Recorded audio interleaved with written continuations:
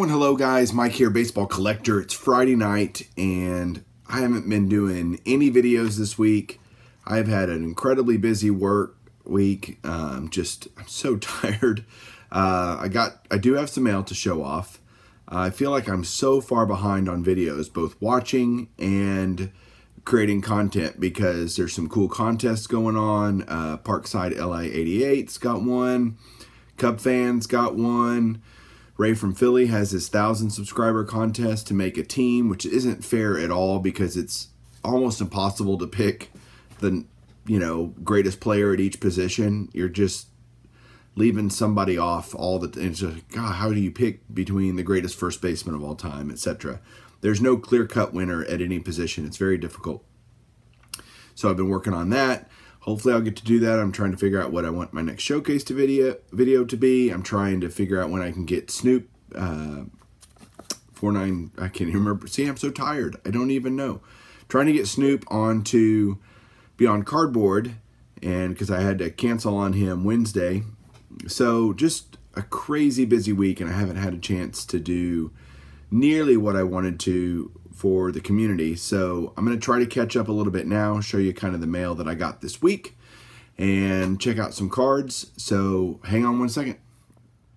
Okay, so here we go with my mail this week. One of the things I try to do is get autographs for every player that's won an MVP or might win an MVP and Cy Young awards. And I really think that this year, Jacob deGrom has got an amazing shot to win the Cy Young Award in the National League for the Mets.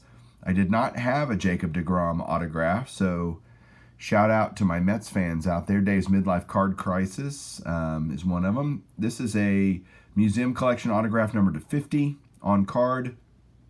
So there you go. I think he's going to win, and it was so cheap that even if he doesn't win, it won't be a big deal to have it in my collection. But I do think he's going to win. So there you go. The rest of the cards tonight are all slabs. First one, I watched Caitlin's video, I guess it was last week or something, where she did doing a K-line registry where she's showing off all her Al K lines, and it made me go look for some of them that I needed for my 3-decade set, and I found this 71 Topps. Excellent Mint 6. 71 Topps is so insanely expensive for collector grade or higher, 7s or higher for 71. Because of the black borders, such a difficult set to grade, and so you really got to lower I have to lower my standard in order to be able to afford it. So there you go. There's my Al K line Excellent Mint 6. Oh, by the way, I've got a little cold that I'm trying to get over, so that has added to my tiredness and everything this week. Here's my next Al K line that I got in 1961 Topps. Beautiful card here. Excellent Mint 6. I love the 61 design. It's really simple. This is a really just sharp looking card. Next up is a 1962 Topps Robin Roberts. Topps is pretty funny how they will use pictures where a team is obviously in a different, or a player is obviously in a different team uniform. In this case, Roberts is wearing a Phillies uniform, but it says he's pitching for the New York Yankees. This is only an excellent 5. Obviously corner wear, centering. I mean, this card's not great by any means, but a solid grade for a 62 Topps. Happy to add it. Another 61 Topps that I picked up this week is the Bill Mazeroski in an Excellent to Mint 6. Really like this card. I like the colors of it, the green grass and everything inside the stadium. Just cool looking card right there. I'm telling you, love it. All right, 2 more, and they're be a little more talked about. For sure, this one. This is a 63 Topps Mickey Mantle. Only in a VG3, but again, Mantle stuff this was 150 bucks, just by itself.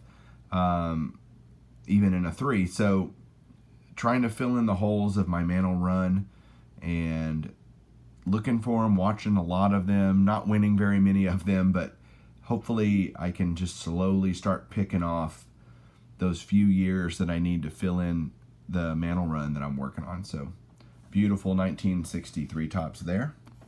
And then the last card I want to talk about was a return that I got from PSA today. And I'm just going to show you the card and then I'm going to talk about it. So this is a card that is for the 3-decade set. I'm sorry, not the 3-decade set, apologize. The 300 Great Baseball Cards by Mike Payne. This was one of the first pack inserted autographs back in 1990 Upper Deck. Finding these was incredibly difficult. I don't know the pack odds of this, but it was pretty high in terms of being able to find one of these. And the checklist card was autograph number to 2500. Really, really cool card. And you can find them. They're not difficult to find, but I found this one a long time ago. It was already slabbed in a, oh gosh, no it wasn't actually. It was raw. I bought it raw. Got it blue flipped, graded, and it came back with an autograph grade of an 8. And that's it. So then I said, well, I got to get it on the set registry. So to get it on the set registry for the top 300, I had to get it either red flipped by itself or dual flipped. And so I thought, man, it was already an 8 auto. I didn't want to, do anything different. Keep the auto grade. I could just get a crossover for $10. And I turned this one in at the National along with the Joe DiMaggio autograph and a couple of other cards that I turned in. And this one took the longest to get back for some reason, but took forever, which is just crazy, considering I've had the other cards all for about a month, and they were all turned in at the same time. But this card came back. I'm going to turn it so you can see the flip. This card came back an Excellent Mint 6 for the card grade, and the auto got a bump from an 8. They had this, it was in the blue flip slab, and they said, no, we think it's a 9, I guess. So they changed their mind on the autograph grade and upgraded it, but the card came back a 6. And I have looked at this card. I'm going to show it as close as I can here without as much glare. I do not see, I'm going to show you, look, there's no indentions on this card. There's no creases or anything, and a 6 is bad for a modern card. The centering is fine. There's nothing really off-center about this card. And when I turn it over, one of the things about Upper Deck cards is the little hologram up here. They will ding if that hologram is not, crystal clear and all that kind of stuff. It doesn't look that bad. And the back of the card looks fine. I mean, I guess that corner's maybe a little bit, smushed, but it's not so bad, I don't think, that warrants a 6. So anyway, that card came back a 6, which really just, I mean, at the end of the day, it's not the end of the world. I'm not going to buy another one, probably. I'll just keep this one. I'd like a higher grade, but there are times when I would really like to ask PSA, what the hell were you thinking? What is wrong with this card? And unfortunately, they don't let you ask those questions, and so I'll have to just live with this the way it is. Anyway, so that's another 300 card for my... I already had the card. I just got it finally to where I can add it to the registry. So anyway, I've moved up to number 5 in the set registry for the 300 Great Baseball Cards by Mike Payne. So really excited about that. Moved up a spot from 6 to 5.